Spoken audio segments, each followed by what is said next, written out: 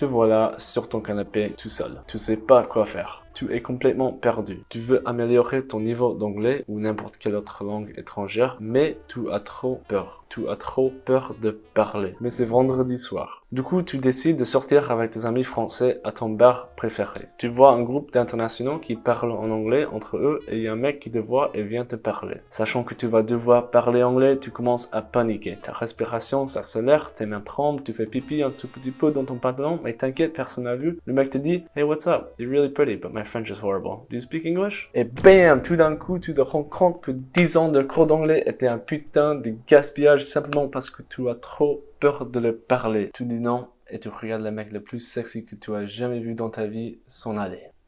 C'est dommage. Pouvoir parler une langue te fait découvrir un monde entièrement nouveau et différent. Mais c'est surtout important parce que parler, c'est le meilleur moyen d'améliorer la langue désirée. Alors on se pose la question, pourquoi cette peur existe et comment on peut la surmonter? Dans cette vidéo, je te donne 5 étapes très simples à suivre pour ne jamais encore rater une telle opportunité. Je comprends ton problème parce que j'ai eu le même problème. Il y a 2 ans, quand j'ai commencé à apprendre le français, j'avais trop peur de parler. C'était seulement quand je me suis dit « fuck it, il faut parler », c'était seulement quand j'ai surmonté cette peur que j'ai vraiment amélioré mon français. Avant d'expliquer les 5 étapes, je dois d'abord expliquer la différence entre les 2 types d'apprenants des langues étrangères. Quand j'ai déménagé en France des États-Unis, j'ai rapidement rencontré ces 2 types de personnes. Language learner type 1 fera tout son possible pour me parler. You're American, that's so cool. J'ai entendu cela tellement de fois que je sais que quand ils disent that's so cool, c'est pas parce que je suis américain. Non, c'est simplement parce que je parle la langue qu'ils sont en train d'apprendre, l'anglais. Même quand je réponds en français, ils continuent à me parler en anglais. Pour Language Learner Type 1, je suis une opportunité pour eux de pratiquer leur anglais. Oui, c'est ça. Je ne suis qu'une opportunité, je ne suis plus un humain avec des sentiments. La vie est belle. Les autres Français que j'ai rencontrés, par contre, lorsqu'on leur demande s'ils parlent anglais, ils s'enfuient immédiatement. Sans doute, le niveau d'anglais des Language Learners Type 1 est presque toujours plus élevé que celui des Language Learners Type 2. Alors tu penses peut-être que Type 1 n'a pas peur de parler parce qu'elle a un meilleur niveau d'anglais. Et certes, il est vrai qu'avoir un niveau élevé aide à se sentir plus assuré, mais cela fonctionne aussi vice-versa. Le fait que Type 1 n'ait pas eu peur de me parler est très probablement la raison pour laquelle elle a un meilleur niveau d'anglais. Parce que lorsqu'elle a l'occasion de me parler en anglais, elle laisse pas la peur l'empêcher de le faire. Step 1. Identifier la peur. Named must your fear be before banish it you can.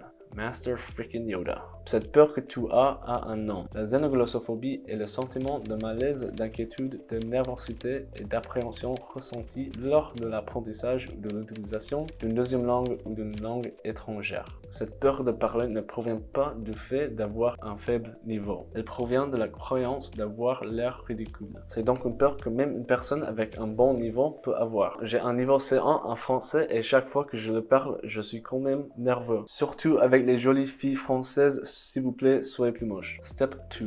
Comprendre la peur. On pense qu'on va avoir l'air ridicule à cause de 2 raisons. Le premier, notre accent, et le deuxième parce qu'on n'a pas l'habitude de parler la langue. Voici une chose à laquelle on ne pense pas souvent. Personne n'aime son propre accent. C'est complètement normal d'avoir un accent. J'ai déjà une vidéo sur ce sujet, mais je l'explique encore. Les Espagnols détestent leur accent espagnol. Les Italiens détestent leur accent italien. Les Français détestent leur accent français. Et pourtant, pour le reste du monde, ces accents sont considérés comme les plus beaux accents du monde. La plupart des gens aiment entendre n'importe quel accent étranger. Ils sont exotiques, rares et mystérieux. On aime ce qu'on n'a pas.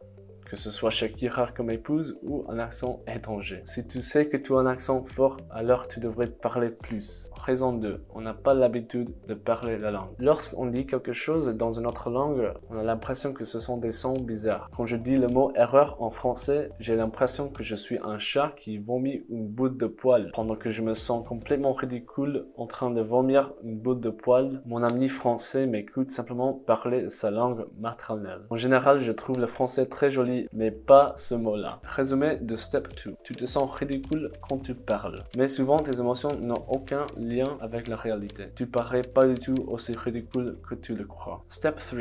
Identifier les avantages de parler. Parfois, si on veut vaincre une peur, quelque chose qui provient de la partie émotionnelle de ton cerveau, il faut utiliser de la logique pour l'apaiser. Il existe 3 raisons pour lesquelles il est hyper important de parler la langue désirée. Avantage 1. Parler t'apprend à parler. Alors, ça semble très logique quand je le dis comme ça, mais beaucoup de gens essaient d'apprendre une langue avec des applications où tu parles pas du tout. Comment tu espères apprendre à parler une langue si tu ne fais que lire et écrire? Tu veux un gros cul qui rendrait jalouse les Kardashians? D'accord, faisons des pompes. Non, ça marche pas. Duolingo, Rosetta Stone, Babbel, etc.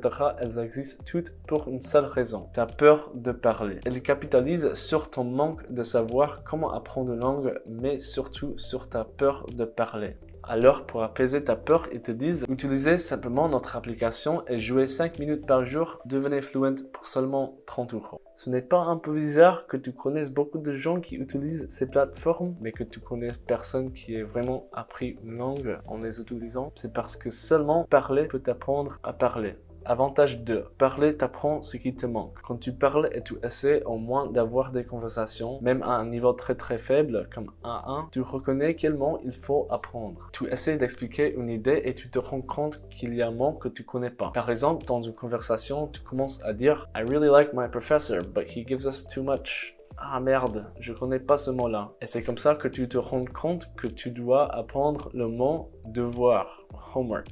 Et cela nous mène au troisième avantage. On retient mieux les mots qu'on apprend dans les conversations. Le cerveau se souvient mieux quand une expérience est plus émotionnelle. Quand tu éprouves cette émotion de réalisation et la satisfaction qui t'arrive quand tu apprends le nouveau mot, c'est plus probable que tu vas retenir le mot que si tu l'as fait avec des fiches. Si tu veux être capable de parler une langue, parler et avoir des conversations est non seulement plus amusant et intéressant, mais ça t'aide à l'apprendre en moins de temps. Step 4. Identifier les coûts de ne pas parler. Pour combattre à la peur, parfois il faut en utiliser une autre. Quand tu vois une peur d'un nouveau point de vue par rapport à tes autres peurs, cette peur-là devient beaucoup plus faible. Si c'est ta peur qui contrôle tes actions, dans ce cas, l'inaction, ta peur de rater certaines opportunités ou expériences dans ta vie peut affaiblir ta peur de parler. Si tu parles jamais ta langue désirée, qu'est-ce que ça va te coûter? Est-ce que tu vas vivre une vie moins intéressante et satisfaisante? Est-ce que tu vas rater toutes les possibilités qui viennent avec la capacité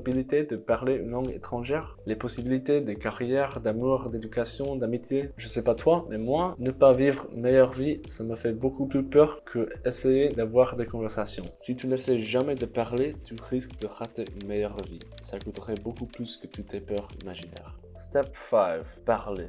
Entoure-toi de personnes qui parlent la langue que tu vas apprendre, que ce soit en personne ou en ligne. En particulier des personnes qui ont le temps pour répondre à tes questions. Ne pense pas, mais non, je ne veux pas les embêter. Les gens adorent répondre à des questions à propos de leur langue maternelle. Plus tu t'exposes à ta peur, moins tu as peur. Et plus vite que tu commences à parler, mieux c'est. Au début, bien entendu, tu verras beaucoup d'erreurs. Tu vas mal prononcer les mots, tu vas être fâché. Tu vas peut-être faire une erreur comme moi et dire à une fille que tu es excité et que tu vas la voir tout de suite. Je te promets, c'est pas du tout ce que je voulais dire. Tu feras des erreurs comme ça, mais ça fait partie de l'aventure. Les points à retenir.